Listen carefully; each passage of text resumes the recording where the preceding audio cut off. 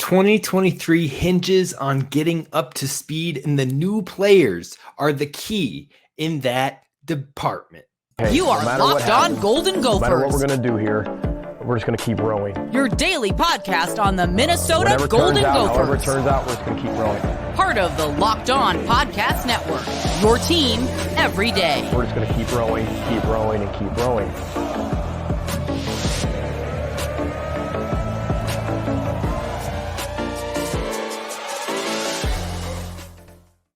You're listening to Locked On Golden Gophers, part of the Locked On Podcast Network, your team every day. My name's Kane Rob, host of the podcast, former collegiate football video coordinator and recruiting assistant, here to talk Golden Gophers with you each and every day of the week, including on this fine holiday. Thank you to all the veterans and those who have given their life, and we are celebrating Memorial Day today here, and I want to be sure to talk about the Gophers, like we said, each and every day.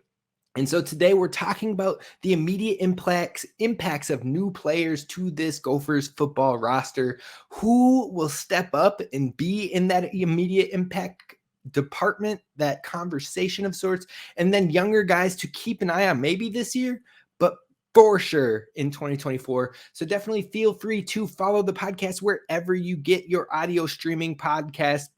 Your given platform that you love, find us there at Locked On Golden Gophers and leave a 5-star review to help others find the podcast, and head on over to YouTube. Check out our video portion where we give you the topics we are talking about each day in a cool format. We have guests jump on and join the show. Top 10 Tuesdays is happening this offseason and so much more. So be sure to subscribe over there.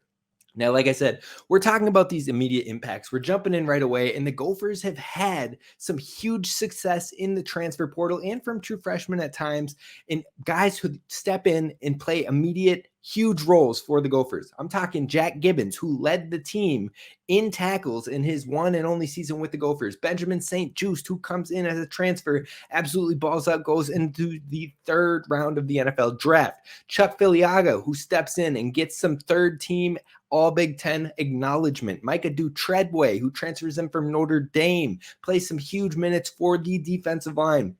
Current starters that are playing for the Gophers right now, like Kyler Baugh, like Quinn Carroll, like Justin Wally, who came in as a true freshman and had some huge moments from the jump. You're talking about Tanner Morgan, who came in as a true freshman, ended up winning the job, had an injury here where it took him out a game or two, but regardless, came in as a true freshman and made an immediate impact, and so many others. So who are the immediate impact players for the 2023 season with this Gophers football team? That's what the biggest question is. Minnesota has garnered immediate impact from new additions pretty consistently with Coach Fleck. So which players are going to be the biggest ones for us this upcoming season? I think there are 5 players that are going to absolutely burst onto the scene for Minnesota. The first one being Jack Henderson.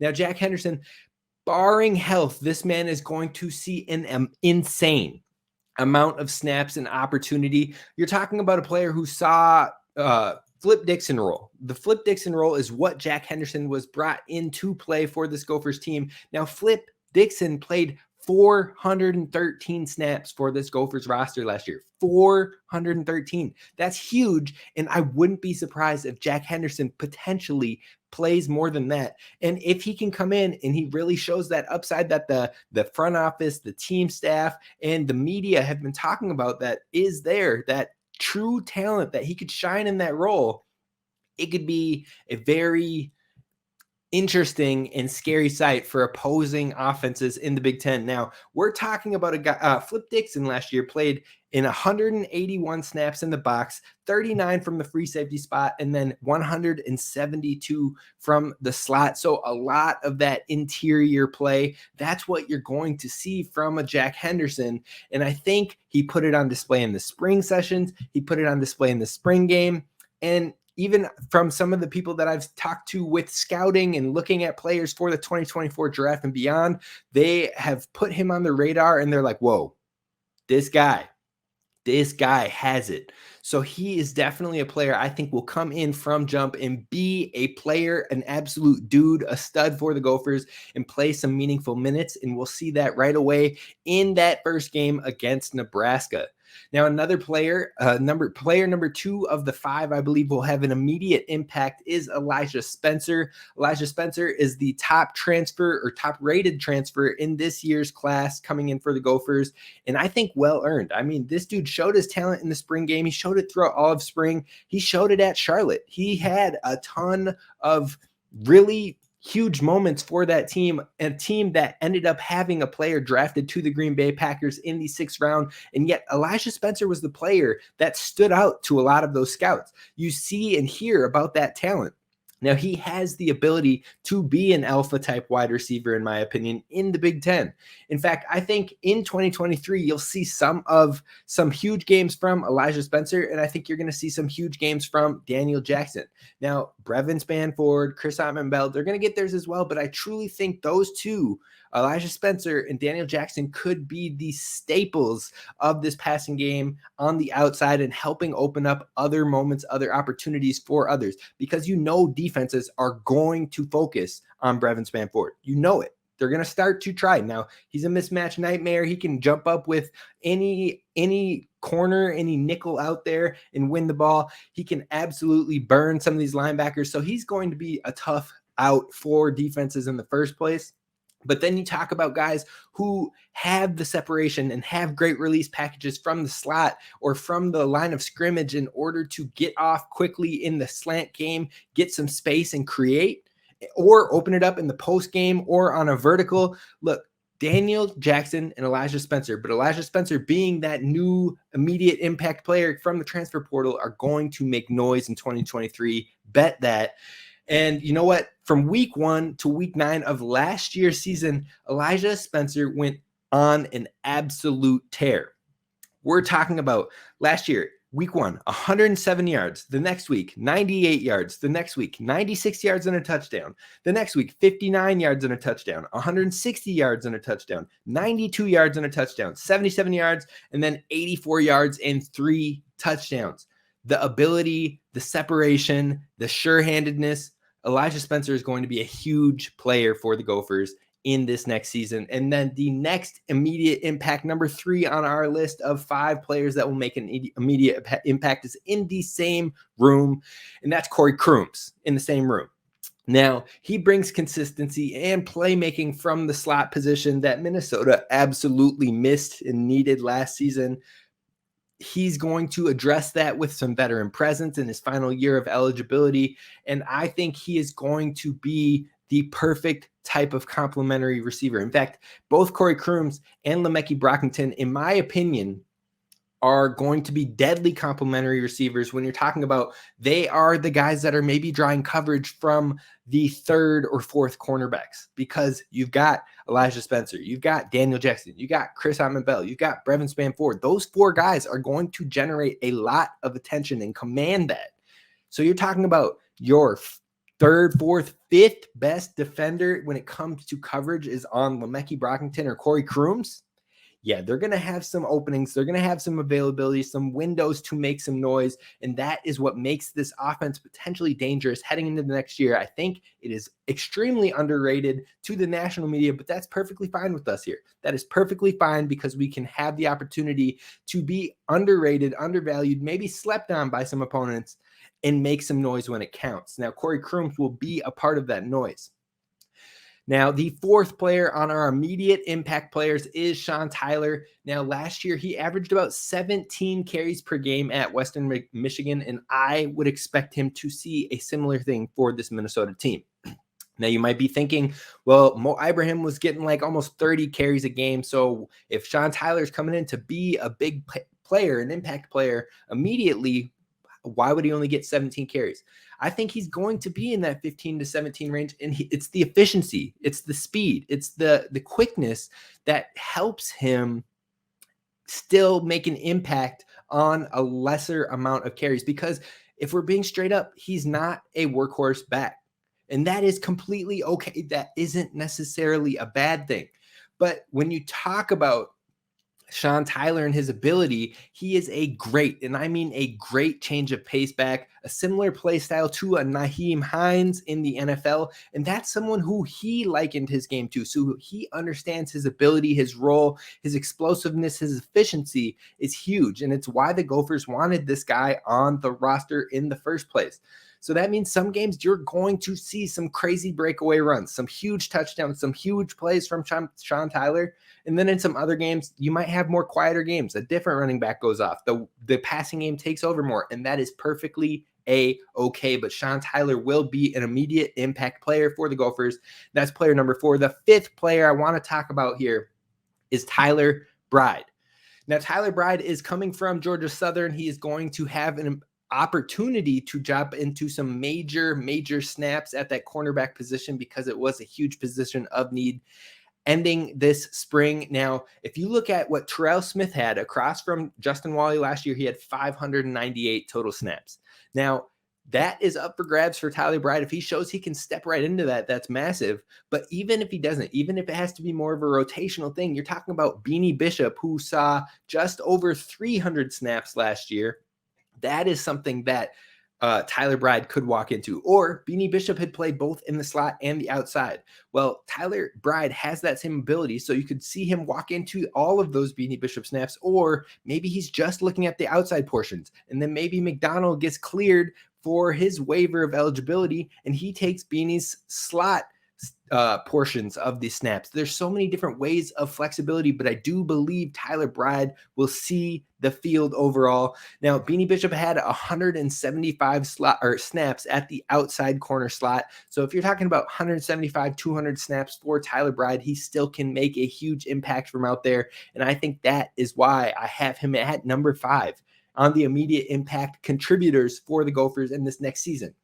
Now, look, I know I didn't put any true freshmen on that list, and there are a few that could possibly make some noise. So who are the freshmen that in this 2023 class that might not get to start immediately, but could possibly scrap for some snaps in year 1? That is what we are talking about coming up next. First, I want to talk to you about our friends over at Built Bar. Now, Built Bar is what I need when I go to the gym, either beforehand and to prep and get something in my system and get me going, or after to get a little reboost, a little revitalization after. And it's power packed with protein and it tastes good. Like, I'm not going to lie to you. I used to go into the pharmacy section or into GNC and things like that. I try all these new protein bars and I was like, oh, this is chalky, or oh, this is just, I can't even taste anything. Like, this is disgusting. Like, I'm not going to lie to you. That has what my protein experience has been when it comes to trying new bars that have a ton of protein. But that is not the case with Built Bar. It actually tastes good, and it only has like 130 calories, but 17 grams of protein. I love it. I swear by it. And if I need to get a little mix up in the game here, they have so many flavors galore. I just put in my order for the birthday cake puffs and the red velvet puffs. I am excited for those. My go-to is cherry barcia, and it always slaps. So if you are looking for something to switch it up, taste good, get you a ton of protein, maybe even just a snack on between lunch to dinner or breakfast to lunch, you're sitting in the office and you need something to carry you over, give Built Bar a try. Head to built.com, use promo code LOCKEDON15, that's LOCKEDON15 for 15% off your order, and you can do that each and every time when you re-up your Built Bar stock. Now head on over to built.com today. All right, Gophers fans, thank you so much for listening to Locked On Golden Gophers and making us your first listen when it comes to Gophers Daily Sports. Now, tomorrow is going to be a Top 10 Tuesday. We kicked it off for the first one last week. Every day, as you know this, and you started giving me ideas for future Top 10 Tuesdays. If you aren't tuning in each and every day, now is the time, because I've got Gophers coverage. Maybe we're creating a new word here with the Gophers, but we've got Gophers coverage for you each and every day of the week. Now, once we get to the heart of the summer, maybe we're going more 3 days a week. We'll see. We'll feel it out. We'll see how you guys are feeling, how y'all are wanting this Gophers coverage overall. But be sure to let me know in the comments or send me an email at lockedongoldengophers@gmail.com to let me know what you want to hear and when you want to hear it. Now, let's get back to this football talk. talking about true freshmen, 3 of them that could be sleepers and possibly work themselves into the rotation of snaps in 2023. The first one I got to bring up is the prized recruit of the class when it comes to the class of 2023, and that is Darius Taylor. True freshman, highest incoming recruit, early enrollee, went through the spring sessions, had a little bit of an injury here and there, but got back to it and came into the spring game. His senior year, he absolutely destroyed the landscape of high school football in his state, where he ran 268 times for 2,450 yards, 36 touchdowns, and caught 14 balls for 300 yards and a touchdown. What? You're telling me this kid had 37 total touchdowns and 2,750 all-purpose yards, and that's not even including these special teams where he was utilized a bit as well. He is a walking dynamo, and I am so excited for him in this Gophers offense moving forward, but can he carve out a role immediately? That is the biggest question. I think the opportunity is there, and he is a guy who is going to grind and go out there and try to get it. Now, on top of that, he is going to be huge in the red zone. Now, you're talking about a player who had 3 games where he had 6 touchdowns in a single game in high school. 3 of those. He knows his way into the end zone, and I think his strength, his leg power, his drive, his ability to not be afraid of contact, but to embrace it, it's huge. And I think that's why he could carve out a role for the Gophers. Maybe it's not 20 plus carries. Maybe it's not even 15 plus carries, but let's say he gets 8 to 10 carries, a lot of red zone work, and can be kind of that main guy in the red zone to really give us a power run game in there.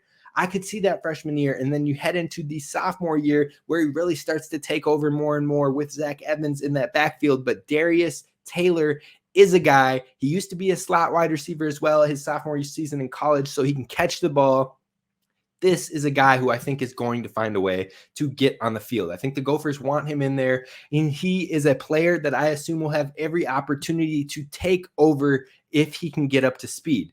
Now, he is viewed as a future pillar of the program, but we'll see if that future starts next year or if it will be in 2024 and beyond.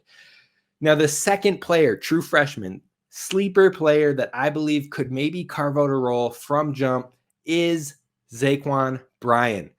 He is a cornerback for the Minnesota Golden Gophers. He might be the most athletic player in the class, in my opinion. He has versatility as a wide receiver and a cornerback at the high school level. And it wasn't just like, oh, yeah, he can catch the ball. He's all right. He can do some things on offense. No. This dude was one of the best wide receivers in the state of Georgia. You're talking a junior year, 95 catches, 1,376 yards, 17 touchdowns. And he also, on the flip side, had 51 tackles, 7 PBUs, and 2 interceptions. Now, he's also got a ton of speed. He has a sub 11 second 100-meter dash. He's cruising. He's got the speed. But the biggest thing with his game is that natural instinct, and he packs a massive, and I mean massive, punch on the defensive end. He can lay the smack down. I've seen some footage where I'm just like, ooh, he hits violently, and I absolutely love it. I love the instinct he plays with. He's able to drive on the ball as a defender to help get turnovers and create difference-making plays. Now, on top of that, he was voted by the Savannah Quarterback Club as the overall player of the year in the state of Georgia in 2022. I think he's going to bring that swagger, that confidence, and that natural instinct to this Gophers roster. And I think that, with the possible concern of the depth or the ability in the cornerback room, will give him the opportunity to maybe scrap and see the field or get into that too deep as a true freshman. Now, in his senior year, he had 63 receptions for 680 yards and 8 touchdowns on the offensive side of the ball. Also carried the ball 40 times for 5 more scores. So that's 13 touchdowns on offense. Got more involved on the defense as well. 72 tackles, 4 interceptions. 1 was a pick 6 and 4 PBUs. Plus, he had 4 punt return touchdowns. Absolute athlete, and I think he could absolutely carve out a role as a true freshman. Now, the third sleeper, and this one might be a deep sleeper for true freshmen who could carve out a role from jump, is Theoren Randall. Long arms and reach, should be really effective in the defensive line and especially in the run game. when I watch Randall, I get a lot of flashes of Trill Carter. And we know how important Trill Carter was to this defense. We know people kind of got upset, scared, questioning on why Trill would leave when the opportunity for him to be another impact player and huge starter for the Gophers moving forward. There was a lot of confusion in there, but I think Randall has a lot of that similar ability, has a lot of that potential. And I think if he can put it together and if it can click pretty quickly, I think he can maybe put his name into the conversation. Now, this one might be more of a reach for me just because he is coming in the fall and fresh. You never know how quick or how fast people can get up to speed and process and slowing the game down at this Big Ten level, especially. So I could be a year early on this one, but I think overall he's got great usage of his body, usage of his leg drive and agility. He's got a good feel overall. He can erase offensive linemen. He can line up at multiple spots. We could see him at the 1 tech. We could see him at the 3 tech. I think you could see him as like a nose tackle. He's 6'1", 282 pounds prior to college and coming into a strength and conditioning program. So he can get bigger and stronger right away.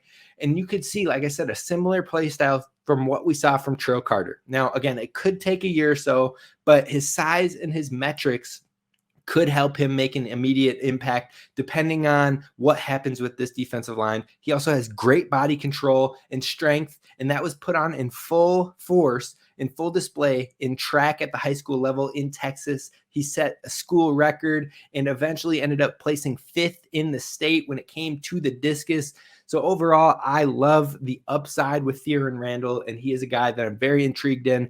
Could be maybe for 2023, but definitely moving forward.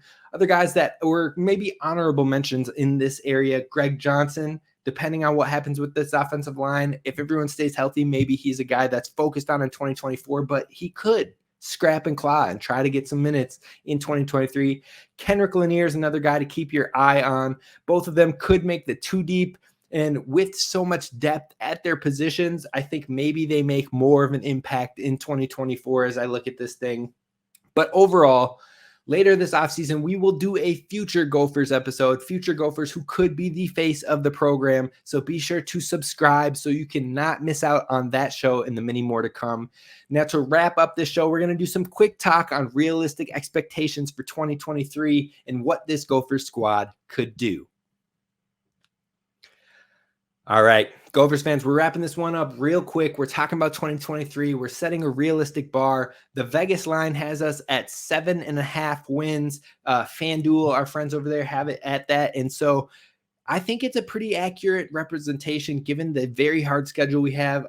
ESPN and I believe On3, or maybe it wasn't On3, maybe it was PFF, someone else. There are 2 major sports coverage media stations, networks, what have you, that have ranked the Gophers as the 2nd hardest schedule in the nation. That's no joke, but I think this Gophers team has the young talent and the ability to scrap and still get to that 7.5, that 8-7 range of wins in this next season. And I think that only helps the Gophers moving forward. Now, I think truly that this is a 7 or 8 win team. And I think at the worst case, you're looking at a 6 wins. You're looking at a bowl game regardless. But the key games in this 2023 season are spread out. And so that could help the Gophers, but it also will help you really hone in on the importance of those matchups. And that's UNC will be the first one, then Iowa, then Illinois, and then Wisconsin. And the thing is, you're away for the first 2 of those games. The 3rd game is the Illinois game, and that would be at home. And then the last one is Wisconsin, the final game of the season, and that is at home as well. So a split of home and away there. That gives you a little bit more confidence. But I think if you walk away with 3 wins of that 4, I think you're finishing at a 7 or 8 wins for sure. If you walk away with 4 wins of those 4 groupings, I think you can sniff that 10-win season. And that might sound blasphemous coming from a super difficult schedule, but this Gophers team has the talent. And I think the overall expectations of this year hinges on how fast the young talent can put it together. Now, if you've got guys like we've said up above with Elijah Spencer, Sean Tyler, Tyler Bride, they're all clicking and hitting it from stride right away. But then you've got these younger guys that we've mentioned today and others as well. Darius Taylor, Zaquan Bryan, Maybe a guy like Darius Green, who is stepping into a huge role this year. Cody Lindenberg, who will be the face of the defense with Tyler Nubin. You see these younger guys start to step up into some huge opportunities and really put it together maybe by game 2, game 3, which game 3 is UNC. If they can click it that fast, that will be the factor of how Minnesota can maybe shock the world in this 2023 season. Now, like I said, I think gut feeling, I'm putting this at that about 8-win range right now. We will do an entire schedule breakdown. We'll talk about the wins. We'll go game by game and do it all later as we get closer to the season. But I think all of the expectations, like I said, hinges on how fast the young talent can put it together. Now, 2024 might be the best year or shot for the Gophers to make some noise, maybe try to push for a conference title and whatnot.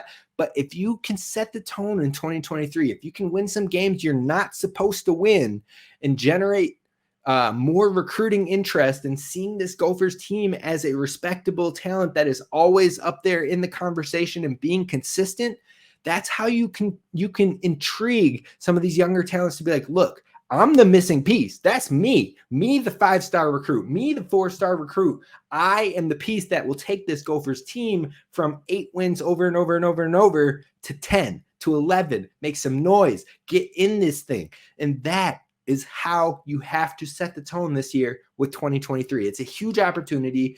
You're going to see a lot of big time teams, a Michigan, a UNC, a Ohio State, and eyes are going to be on those games from recruits, from national media, and so much more. And if you can go out there and start stealing games, start competing in some of these games, take Ohio State down to the wire, take Michigan down to the wire, win in UNC versus in Heisman candidate Drake May. If you can start to do that in 2023, your sky is the limit in future years, and having more recruits wanting to come and be a part of this thing and growing it and being a part of the culture that's developing and seeing the brotherhood that is across this locker room that you hear every single year, how much these guys care about each other. That is the big factor here. So realistic expectations, I think we can get in that 7-8 win games.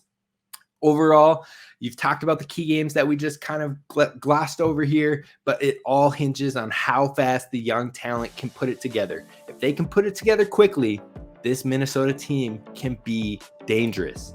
That's going to do it for us today at Locked On Golden Gophers. Be sure to subscribe. Let me know thoughts on what top 10 Tuesdays you want to hear moving forward. But tomorrow is a top 10 Tuesday. I will see you then. This is Kane Rob signing off. Roll the boat, Sky Yuma, go Gophers, and subscribe on YouTube.